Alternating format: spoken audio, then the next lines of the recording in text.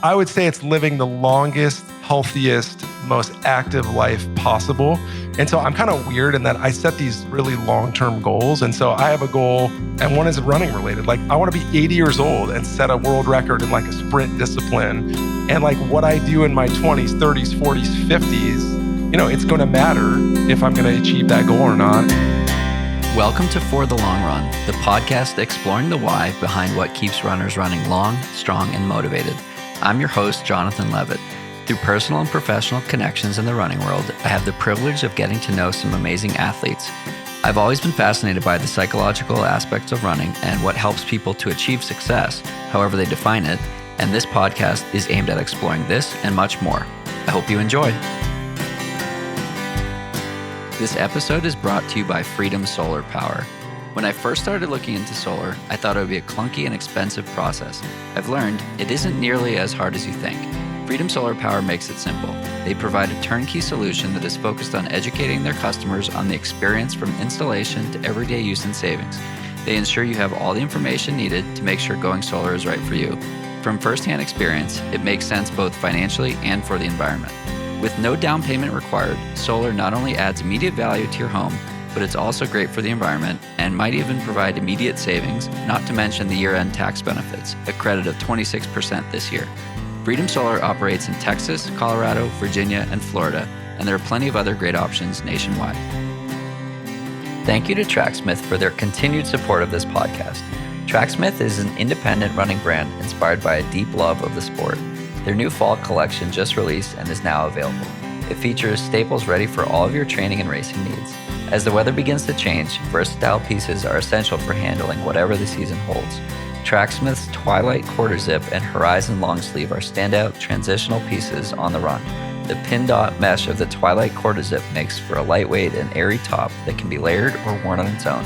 The Horizon Long Sleeve delivers the familiar feel of cotton with the performance of a tech blend that can be put through the paces and then be worn out for coffee afterwards. By using code FTLR at checkout, you can receive free shipping and support Bigger Than the Trail, an organization that is using trail running as a platform to advocate for mental health. I'm really excited to introduce our newest podcast sponsor, Previnex. Many of you may have heard of Previnex and their joint health supplement, Joint Health Plus, which is a great joint health supplement that has become a go-to for many, many runners. But I actually want to tell you about a completely different product that has had an amazing impact on my health. First, for those of you who don't know Previnex, they make clinically effective supplements that promote longevity, performance, and everyday health, and they donate vitamins to malnourished children with every order, which is really cool. Most importantly, and I can tell you this from firsthand experience, their products are awesome and flat out work. So, for full transparency, I've struggled with GI issues for many years, which definitely has negatively impacted my running and health. I was diagnosed with IBS and have always had to go to the bathroom a bunch of times before getting out the door and hitting the trails or the road. I started taking Previnex's probiotic a few months ago, and my GI issues got so much better. I know I can't pin it on one change, but progress is progress. I was surprised, but when I took the probiotic with me on a visit to my sports dietitian, she wasn't. Previnex's probiotic has 30 billion healthy bacteria per serving, 6 clinically proven bacteria strains that address 6 different areas of digestive health, and a clinically proven prebiotic, which helps with the growth and colonization of healthy bacteria in the gut.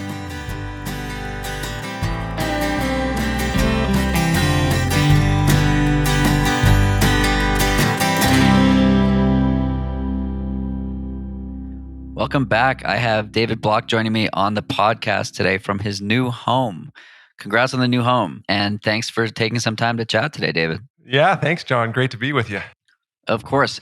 So the first question is always a challenging one, and it is, who is David? Yeah, wow. So I'll go back to birth here, tell you my whole story. No. So who is David? Yeah, so I am a father. I am a husband. I'm a business owner of Previnex. Yeah, man, wear lots of hats. I think if you ask me my favorite title, honestly, it's dad. But I also love being the leader of our company, Previnex, and creating health in a ton of people's lives. So I'll keep it there. We can unpack anything you want, but that's David in a very brief nutshell. We will definitely unpack most of those things, yes. So we got connected a few months ago from Amanda Brooks, who, for those who have been listening to the podcast since the beginning, was, I think, one of the single-digit episode numbers. So like 8 or 9, maybe. Anyway, Amanda connected us a few months back and said, "Hey, David and his company are creating health in a lot of people and doing some cool things." And so David and I connected back in the spring, and it's been cool seeing what he's all about and what he's trying to do in the space. We'll definitely get into that. Previnex is a sponsor of the podcast. I do want to mention that, and I appreciate their support in helping to fuel me and keep me healthy and support the podcast, which allows me to continue to put out the podcast.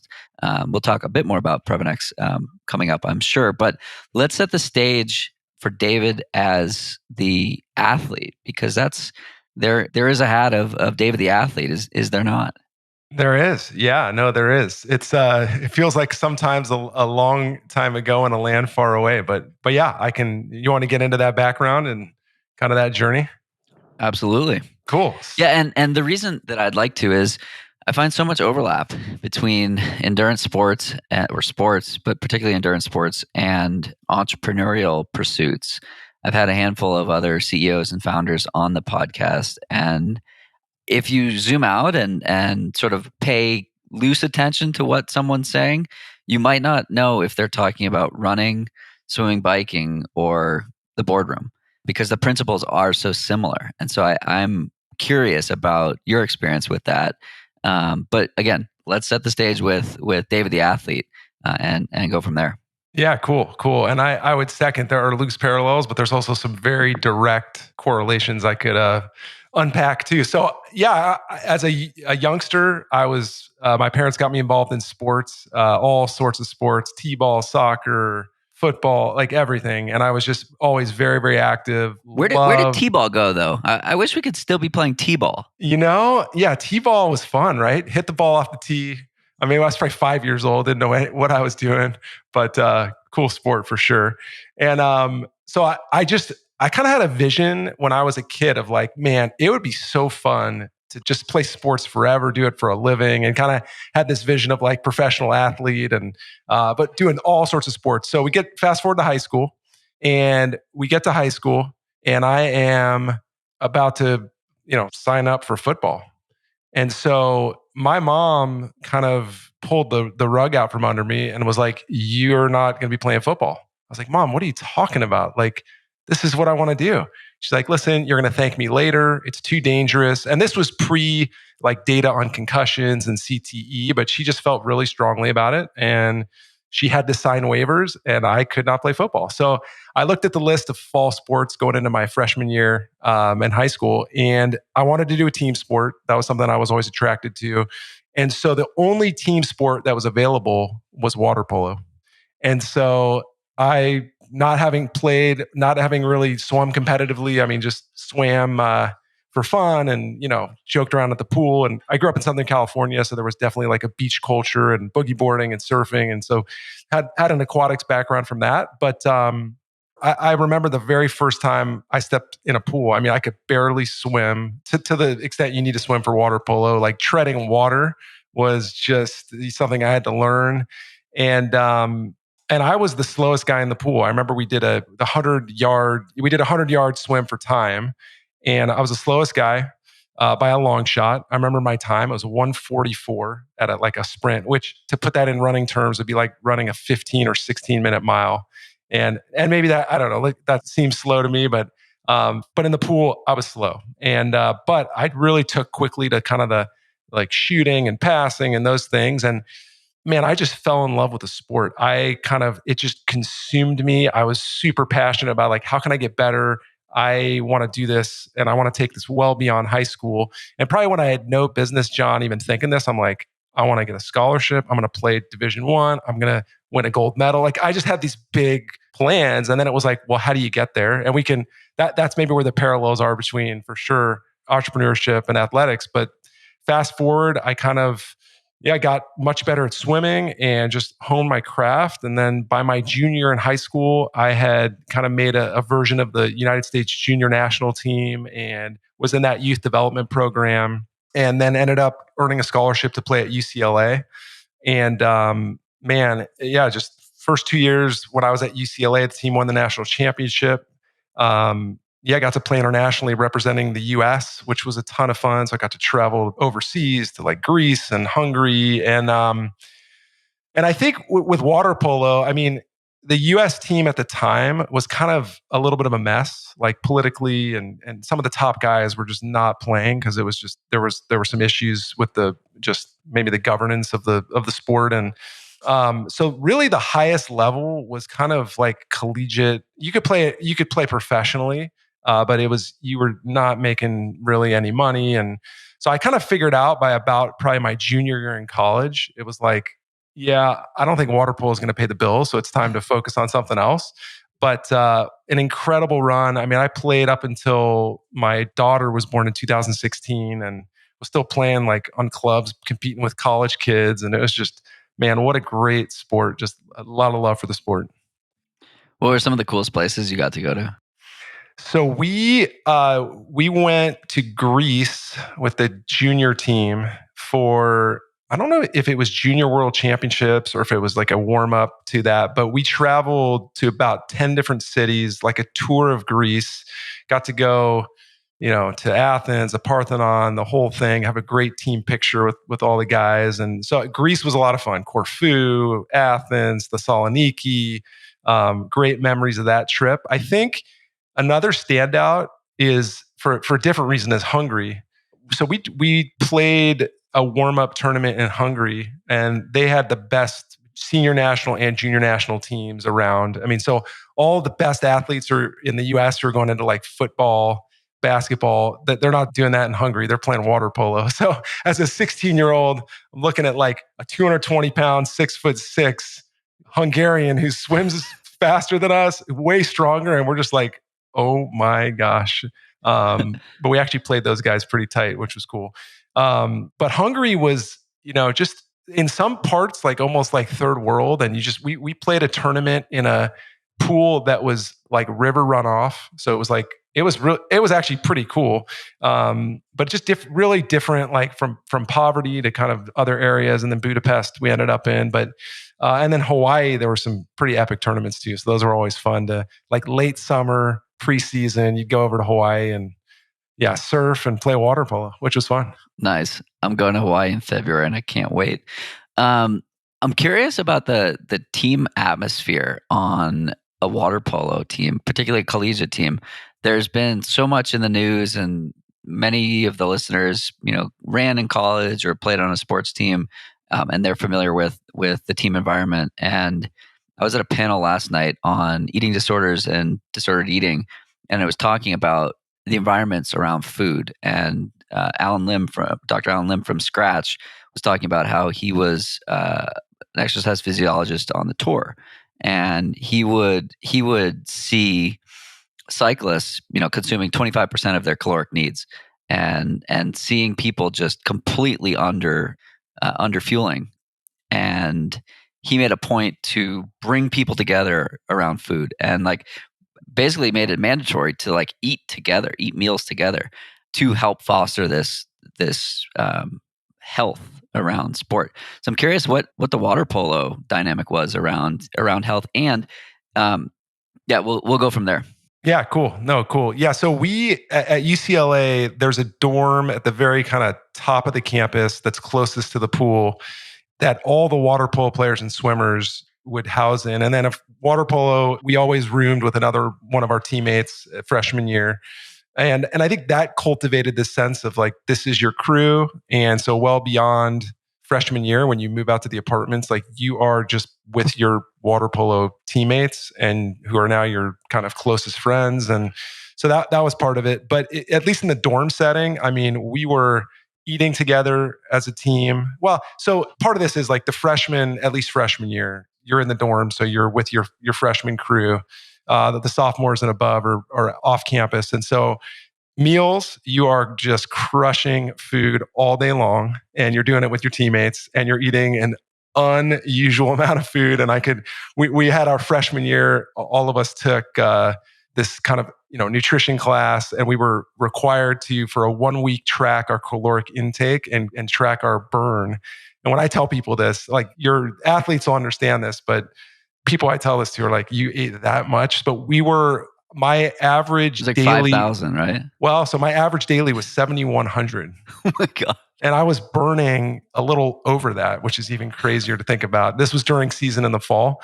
So it was just, we were eating sun up to sundown. And then we would also go right off campus to hang out with, like the sophomore, junior, seniors. Yeah, we were always just connected. And I think that was by design because for sure in a team sport, you just knowing your teammates and their tendencies is really helpful for just maximizing your potential. And there for sure is a camaraderie, when there's a gel and a camaraderie, you just get better performance. You play better, you can react better, and you just enjoy it, but it definitely contributes to performance. For sure. So fast forward a couple of years and you're in the workforce. Talk about I'm always curious about people going from college to a job to I'm going to do my own, create my own. I want to build something. Let's talk about that journey and evolution. Yeah, sure. So I think really my entrepreneurial journey probably started about when I was a junior in college. And so I realized water polo, my goals had changed too. It wasn't about like, let's go for the Olympics. It was more like, all right, water polo is not going to pay the bills. What is something that I can become equally as passionate about and pursue that as a college kid, not knowing a ton? So I was a history major at UCLA. And where that took me was I got really interested in investing and finance. And so I had some friends, actually, some of my closest friends in other sports at UCLA, still some of my closest friends were investing in the stock market at the time and making some money. And I was like, whoa, this is kind of crazy. My parents knew nothing about stocks. It was like, keep your money in the bank, you're going to lose it. So that was kind of my mentality. But it just opened up this world of like, wait, you can kind of invest money, and if you can do good research and use some skills, and you could do pretty well. And that kind of captured my imagination at that time. And so I just started researching and learning about stocks and investing and investment strategies. And but I was a history major. I had no background in this. So part of my journey took me to law school. I kind of had this vision for like, I want to yeah, I want to be an investor, and this would be a really cool way to make a living. This was early on, and so figured like I need to polish up my resume. I need to get some hard skills, and so thought law school would give me 3 years to kind of tighten up my resume, give me a graduate degree, and I could kind of make inroads from there. And so went through law school, ended up starting the Center for Entrepreneurship. When I went to Pepperdine School of Law, there's a good beach theme too. We would see the surf and we go hit the waves, and man, that was a fun place to be too for a few years.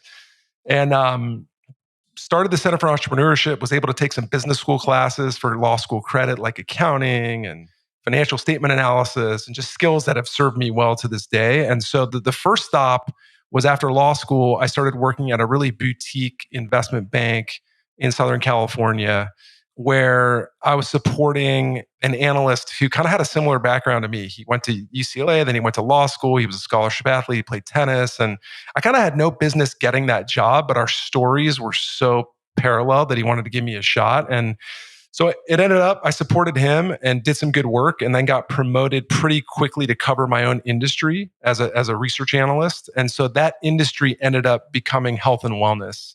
And that is where kind of this seed was planted around, wow, there are some significant problems with the supplement industry.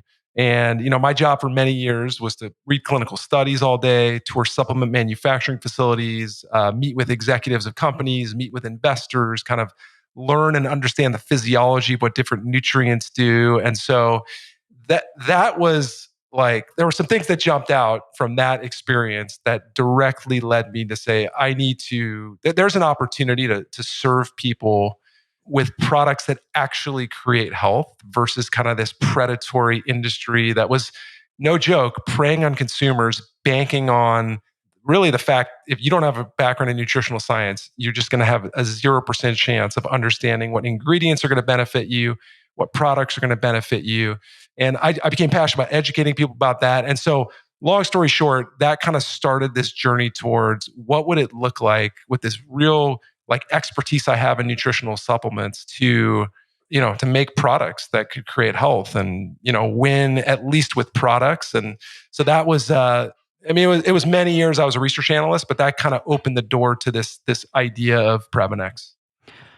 What does health mean to you? You've referenced it a few times. It was a question that was asked last night at the panel I was at, and it's something that I love exploring with athletes. And so I'm curious, how does David define health? Yeah, so I'd say to me, health is like correlated to longevity, to getting the most out of myself over the longest period of time. So I would say For I the look at long run. for the long run. There you go. Boom. There you go. Um, I would say it's living the longest, healthiest, most active life possible. And so I'm kind of weird in that I set these really long term goals. And so I have a goal, and one is running related. Like, I want to be 80 years old and set a world record in like a sprint discipline. And like what I do in my 20s, 30s, 40s, 50s, it's going to matter if I'm going to achieve that goal or not. And so, yeah, it's eating well, it's exercising, it's sleeping well, it's managing stress well, it's doing all that so that I can just maximize, kind of my longevity, performance, and everyday health. Yeah, totally. I love that. For me, it's doing what you love for longer and just being able to do things. So, Rich Roll has had a couple of interesting guests on the podcast lately.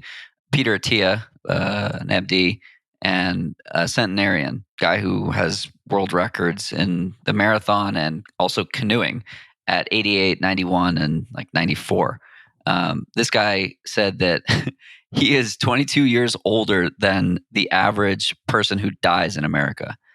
And he would run a marathon with 1 year of training again if somebody gave him $30,000 and donated it to charity. And I'm like, that would be an interesting pursuit. But Peter Attia was talking about something really interesting. He was talking about planning for your last decade and what do you want to do in your last decade. You don't know when your last decade is, but he was like, do you want to be able to have sex?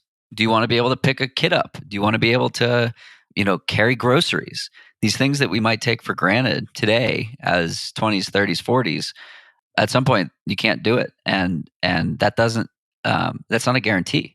I don't think that has to be true. Both of my grandfathers have or had Parkinson's, and so here's an incredibly degenerative physical disease where you're still mentally astute. My grandfather is so smart, and he can't speak. He can barely speak, and he can barely move, but he's there. His brain is there, and that's got to be the worst place to be in. Where he was a lawyer, he was a big shot lawyer. He worked with presidents. He worked with the Supreme Court in the 60s and 70s. We've got pictures of him with Eisenhower. It's just like really cool what he's done in his life, and he can't stand up on his own. And for me, health is, how do I avoid that? How do I continue to do these things that we take for granted forever? In 2019, I went to Florida and I saw my other grandfather for the last time. And it was August and it was 95 degrees out, 100% humidity, basically as disgusting as it gets in Florida. And I went for a 10K run, just an easy run around their neighborhood. And in the 45, 50 minutes I was running, I must have seen a dozen people in wheelchairs. Mm. And here I was, 29 years old, choosing discomfort and actively seeking it out because I can. I posted on Instagram that day. I was like, that run was so uncomfortable, but I loved it because I can. We can choose to do it. We can choose to do these things. And it was such a dichotomy between what I'm physically doing right now and what that person is experiencing in life. And their body has failed them. And I never want that to happen. And my dad is, 60 plus years old. My mom is now 60 years old too. And they're active. And they're like, I talk to my dad about trail running all the time. And he's gotten into trail running and gravel biking and like all these things that, people his age might never consider doing. And it's so cool to see. And I guess for me, health is doing that and doing that forever or for as long as extending the ability to do that. So when we first connected and you told me that your goal is creating health, I didn't share that whole backstory, but the ability to put forth a company that, or your mission in life is to create health and avoid the lack of health. I was like, this guy gets it, and I got to learn more about I got to learn more about this company and what he's all about. And but again, this going back to the Ritual podcast, the guest, and I'm blanking on his name, but I'll look it up. But anyway, he basically said the same thing that my grandfather said before he died, which is the whole reason we're here is to leave the world a better place than when we entered it. And I was listening to this podcast and I was like, this is my grandfather. Like he's talking to me right now. This is so crazy.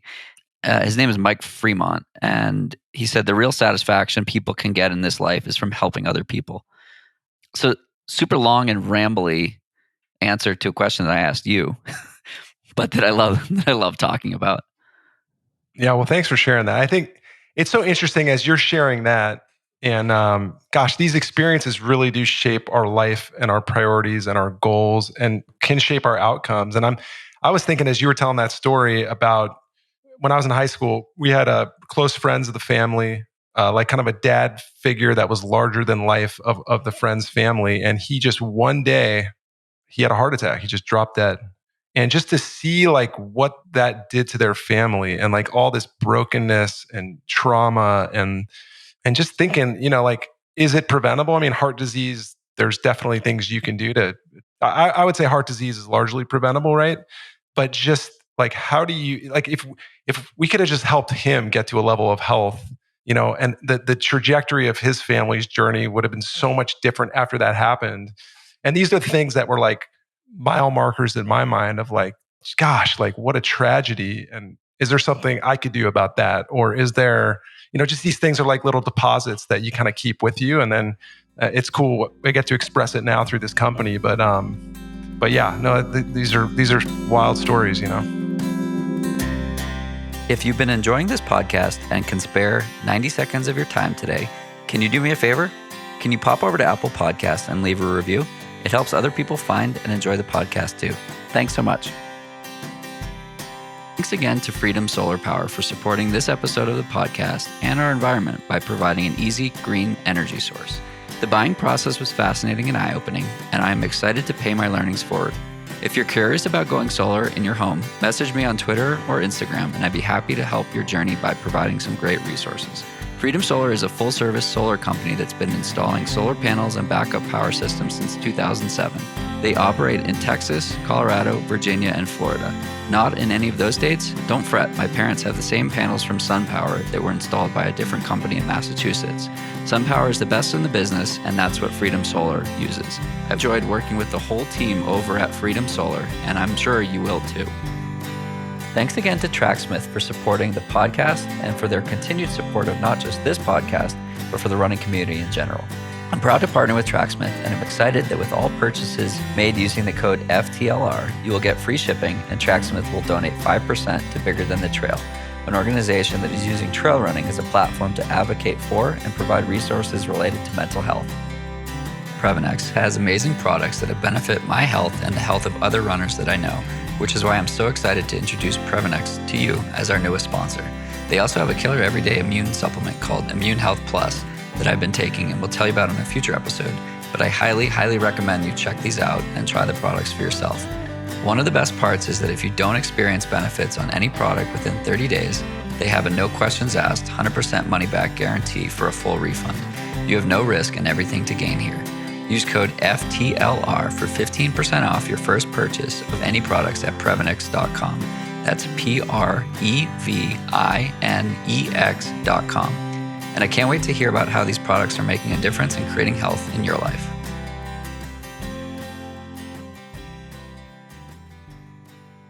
And it's so cool to be able to use a company as a vehicle to create change, right? Like there are so many companies that are out there just to make money and please their shareholders. Sure, from your financial background, you've seen plenty of that. And then like with what I get to do with my day job as well, like the more successful we are, the more people we can help. And it's the same thing with Previnex and with what you do. And Even just like donating a multivitamin to malnourished kids with every purchase. Like the more customers you have, the more donations you can make, which is like a wild feedback loop that the more successful you are, the greater the impact you can have. And it's not like you're selling paper or you're selling wood fencing. I'm just like looking around and seeing like Right. tangible items that like this cup or like AirPods that are consumable and then they break and then there are billions of AirPods, buried in the ground. um, it's so cool to like be, and it's such a privilege, right? Like I've never worked at a company that didn't have that as the mission, and that's an extreme privilege and luxury. But it's also the decisions that I've made and the risk that I've taken, working for startups that have no money initially, and it's so cool to see the evolution. And so this is where the like parallel to sport comes in, where you can't create that outcome on day 1 or day 2 or day 10 or day 100. It's the 10,000 hours. It's the overnight success in 10 years Right. Yep. that we hear about all the time. So for you, talk to me about taking the leap and leaving predictability and comfort and saying, "Fuck it, I'm gonna do it." Yeah. So I think, yeah. Oh man. So when I'll set this up in this way. When I give talks on entrepreneurship from time to time, I will open with the same line, which is entrepreneurship has been the most excruciating thing that I've ever done financially, physically, emotionally, socially, relationally, spiritually. I can go on and on and on, but it's been by far the most rewarding. And so I think part of this was a little bit of my DNA where I think feedback I got throughout life was like, I had some natural kind of leadership qualities in me. And I always embraced kind of just going for it. I don't know, I just thought that was a cool way to do things. And I like to kind of try to pave my own path if I could. And I think having success in athletics gave me early confidence, especially coming from like, this is a sport I know nothing about, I've never played. And I've got to figure out, like, if I'm setting these crazy goals, like, I've got to very quickly, you have a very short window in high school to polish yourself up. And so Unless you're bad at school. unless you're bad at school. True. So I think that gave me some confidence of like, I can do things. And then it was almost the same in the kind of investment finance world, which was, I have no background in this. A part of it was like a big self study and networking and really just cranking on all levels to kind of get where I wanted to get there.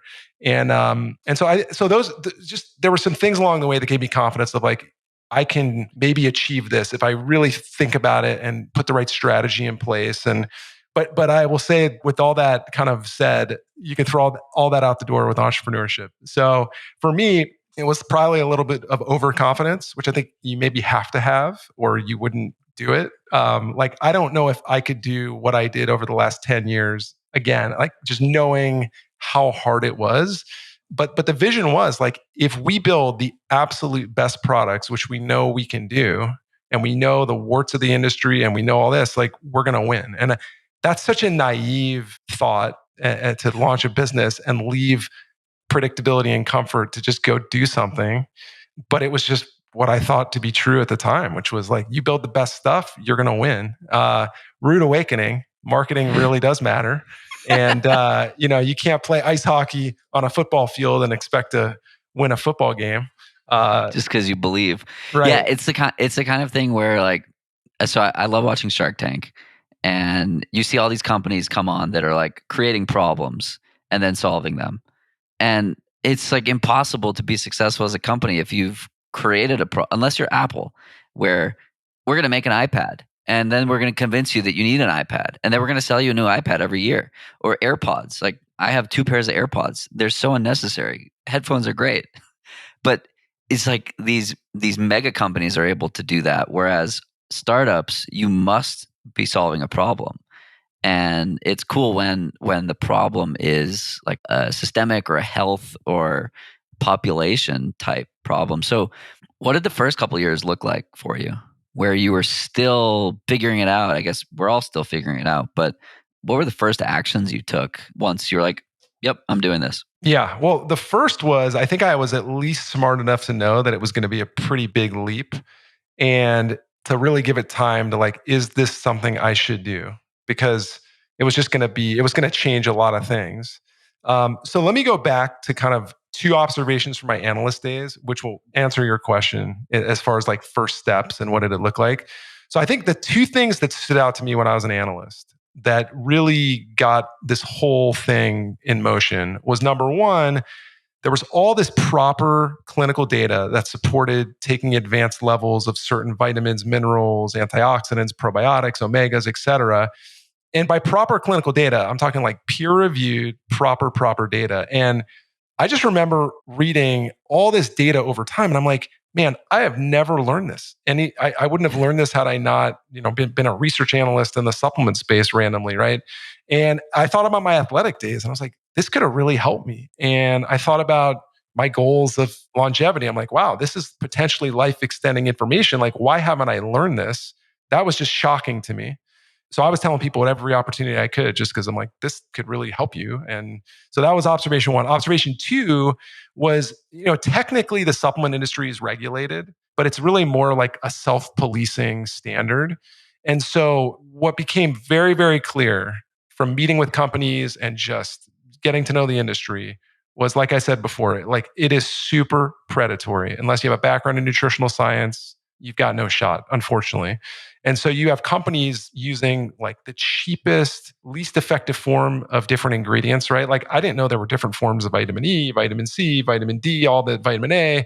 And it just drove me nuts that with this data in hand, where you could actually do this correctly, like you have all these companies that are just sourcing the cheapest ingredients and just consumers are getting the raw end of the stick. And so I think early on it was like, all right, if we're going to do this in this ultra competitive industry, we just have to be thoughtful. And me as a consumer who like I can't find products I would want to take, like how do we do that? And so it was partnering with, a pharmaceutical facility to make very, very high, at least have like really tight, proper manufacturing protocols to create kind of almost like a new standard of how I thought products should be made with testing raw ingredients and production run testing and finished product testing. And so that took a little bit of time to find the right kind of partners that could help us there. And then it was, sourcing. And then it was like, how do we build a team? How big should the team be? What functions do we need? And learned a lot of lessons there. So I think something day one, I kind of thought was like great idea, but I don't really have like proper business chops. But I know a lot of people in the industry who do. And I had kept in touch with a lot of people. So I brought in an operating partner day one who had he took a company for maybe 25 to 75 million in sales, an ingredient supplier in the space, and he was a chief marketing officer at another company that went from probably 75 to 250 million in sales. And I was like, look, I'll make a lot of mistakes. He could probably do it. And so he brought in a pretty big team day one, way more than we needed. And side note, I mean, knowing everything I know now, I could have just rolled up my sleeves and kind of figured all this out to begin with. But that was not a good partnership, and it created a lot of pain and a lot of overbloat in the organization. And I'll spare you the whole story of how that separated. But basically, we kind of scaled it back from like a 7-person team to I think there were 3 of us really just going after it. And it took so much longer than we thought, both to manufacture, to source, to get all that buttoned up. Where, I mean, for probably 3.5 years, I took a zero out of the company. And man, talk about a humbling experience. And but it was good. I mean, I needed to be humbled, I think, at that point anyway. So I'm thankful for it. But it was so hard. And it was like we had started with a vision of like, if we're gonna really do something that is, kind of like denting, like we're gonna make a real impact, why don't we try to get prevention programs into traditional healthcare, like clinically proven prevention programs? Made a lot of sense to me in my mind. And so we kind of started working with doctors, and we found out pretty quickly like there's just high resistance because there's no real training in medical school. Well, maybe there's like an hour or two of nutrition. But it is a long sales cycle. It is very hard. And luckily we got some early adopters. But then pretty quickly we had to think, okay, if we're going to stay in business, like this isn't working, this whole targeting doctors, like what is this going to look like? And I think the key thing that we figured out and had to get good at to stay alive was like, what's the one thing we should be focusing on? And let's put all of our energy into that. And it took a lot of testing to figure out that one thing, but eventually we pivoted direct to consumer. We were very fortunate that like because of the quality of the products, we were attracting celebrity trainers and like professional Olympic athletes and sport dietitians. And at one point, with like the Seattle Seahawks when they were winning Super Bowls, kind of like just all sorts of cool things that probably shouldn't have happened, but the quality of the product opened those doors. And so we were working with a lot of really influential people in the health world. And then we just doubled down on that strategy and kind of it got us over the hump, thankfully.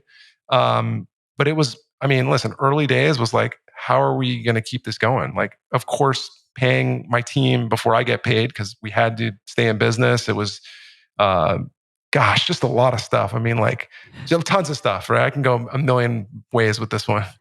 I mean, I remember early startup stage decision making. Like, do we pay postage or do we pay electricity today? And it's like you got to find the thing that you do better than everyone else, and only do that until you can comfortably stay alive. It's simple, right? It's like there are no distractions because you cannot be distracted. And you have to this that was my experience coming right out of college. I was like, wow, business world is exciting.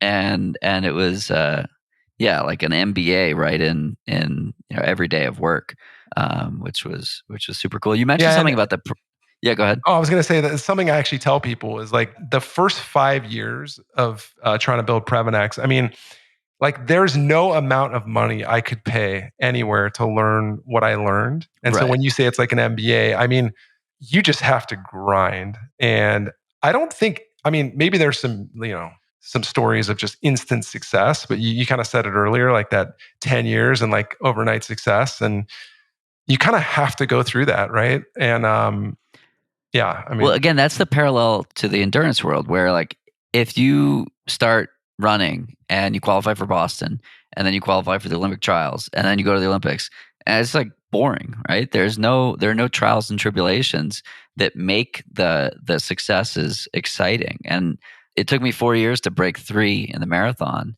And I think if I did it the first time around, like it wouldn't have been as thrilling and it wouldn't have been like such a fun journey. Yeah, I wouldn't trade it. That journey or any of the other, startup journeys I've been on so far. yeah, totally. There are times where I think back, and especially if in talks like this, like you just remember some of the real hard moments of we're going out of business. And by the way, we should have gone out of business so many times, but we didn't, and I'm thankful for that. But there's times where I miss some of those moments of just you are scrapping and fighting for your life. So, what did the pandemic do to you?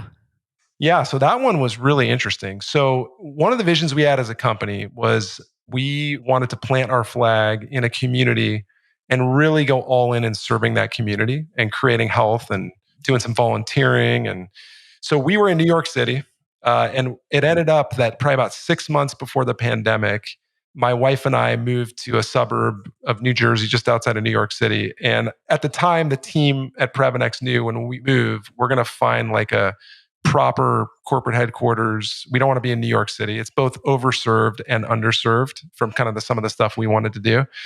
And so we moved, and like pure luck, of course, like pandemic hits. And so our lease in our office in New York had already come up like a month or two before that. And then we put on hold kind of the search for a proper corporate space. And I'm going to preface this with like I have some buddies in industries that got just devastated. Hospitality, events. For us, e-commerce and health and wellness were both two really good spots to be. And I would say we were executing really well going into the pandemic. And so it was a combination of, so I think March of 2020 was our best month in history by a long shot, which I'd say maybe a third of that is good execution and stuff we were working on. And probably 2/3 of that was just the moment we were in. It's like, I need The immune Previnex health products. supplement. Yeah, like what if Previnex can't make products anymore? What if FedEx can't ship me products? What if, so it was just people were like the Hoarding. grocery stores. Yeah. I mean, Yeah.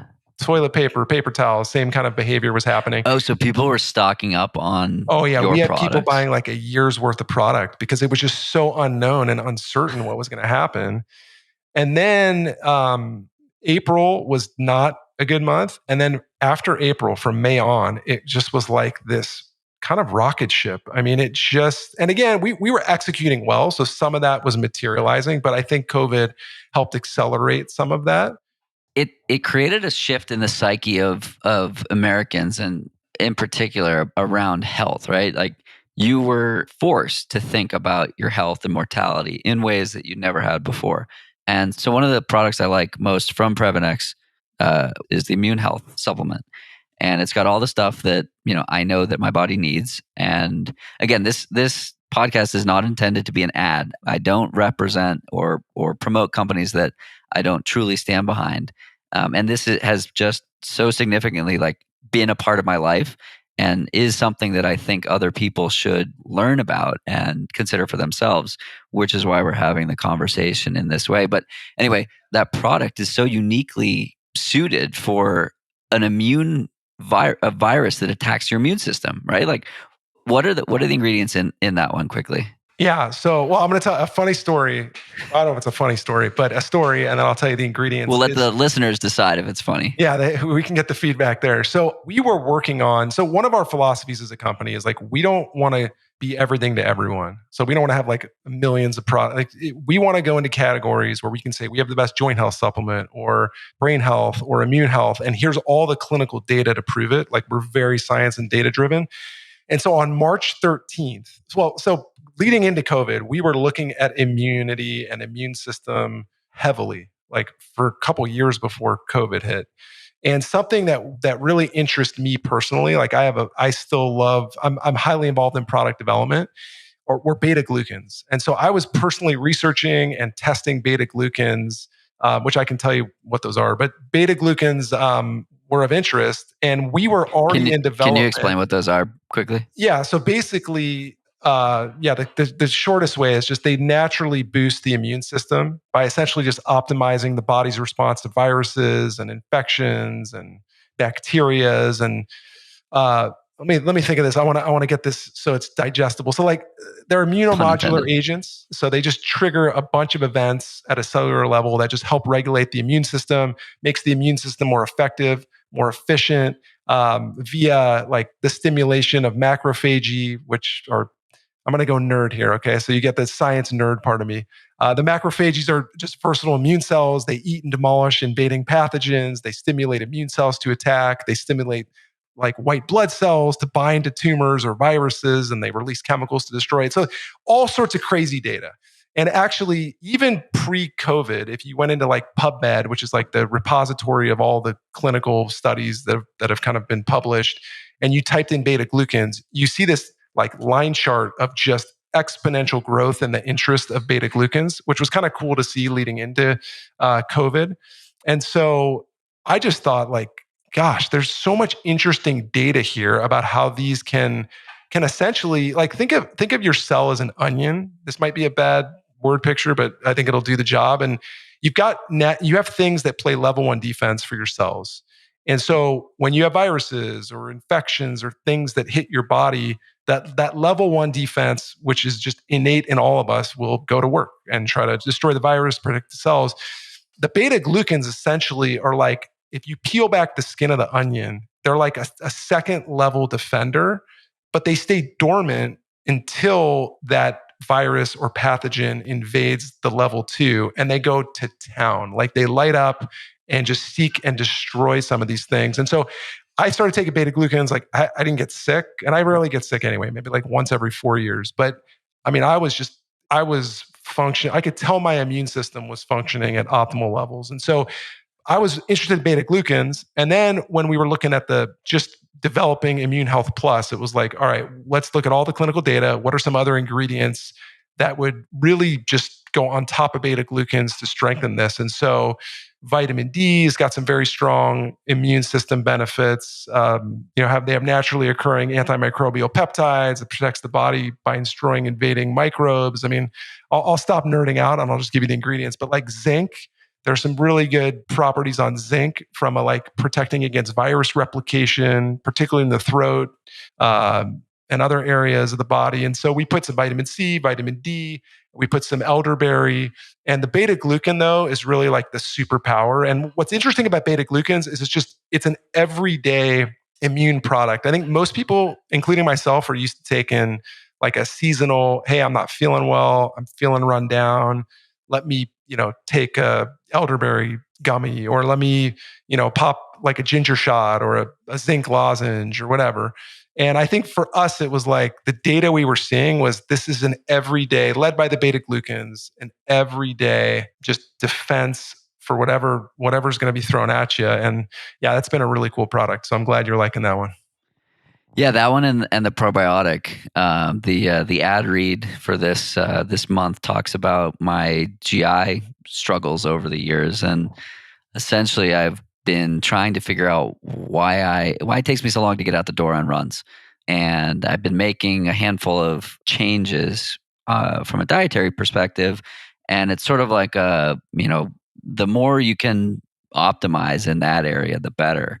And so the probiotic, I was told by a gut health focused dietitian, actually has a bunch of the ingredients that contribute to stronger gut health. I also had a sweat test done 2 days ago, and I'm not taking in enough sodium to replenish from being a salty sweater. So like all of these little pieces are finally coming together, and so for me, the contribution to health is how do we find you have all these people that they're chasing the 1%, right? Where they're looking at the cryotherapy and all these things that they see elite athletes doing. And my goal with working with like company like yours and what I do for my day job and my endless tirades on the value of sleep is to highlight we must focus on the 99% and the doing the common uncommonly well before we address the 1% and the like diminishing returns. And so for me, it's sleep, it's gut health, it's nutrition, and recovery. And so anything that I can do or eat or not do that stimulates or promotes that category, I feel that everyone should be doing. And it's so interesting to see how the industry has sort of shifted in this regard, where like again at this panel yesterday, everyone talked about sleep. That didn't used to be the case. And so it's so cool to see that like this thing that we all do for a lot of our life that is really boring compared to Normatec boots or ice barrels or all these other things that cost hundreds of dollars and have some marginal utility. If you're doing everything else right, maybe it makes sense to consider. But like if you want to get better as an athlete and as a human, sleep more, eat enough, and exercise. And it's that simple. And there are so many companies that, as you said, are predatory in trying to promote health. And I'm going to stand on my soapbox. These companies that promote weight loss, or they promote this, or they promote that, they're preying on a lack of knowledge on people that are trying to do the right thing but don't know what to do. And so it's so refreshing to see when there are good people out there who are like actually trying to do the right thing and grow a business that is like intending to do the right thing versus all these diet scams where if it's the this person diet, well, you have to buy their book and you have to buy their foods and you have to buy their this and you have to buy their that, when again they're preying on people that are just trying to do the right thing and they're being intentionally misled intentionally misled. So again, thank you for doing what you do. Thank you for sharing it with us. And thank you for letting me be on my soapbox for 2 seconds there. No, it's good. It brings me back to your grandfather's, like leave the world better than you kind of found it. And when people ask me like, I'll ask the question in talks. It's like, why? I ask, any of you have a vision or a goal of starting a company? And hands go up, and I say, what's the reason you should start a company? And I just go silent, and you get all these reasons. But to me, it's like the only reason is to make people's lives better. And unfortunately, yeah, the world works the way it works, and so people are gonna prey on people. But doing the right thing is always the right thing to do. And um, gosh, I can go on about diet and all sorts of stuff, right? I'm a supplement company CEO. And yeah, I mean, diet's like 80 to 90% of it, like the fuel you put in, and the sleep and the stress management and the exercise. Like, you kind of nailed it. This stuff's so important. Totally. Well, David, thank you for taking the time to chat today. And again, for supporting the podcast, for taking a chance on supporting the podcast. For those that are listening that might be interested in learning a little bit more about what Previnex does, where can we find Previnex, and where can we find you?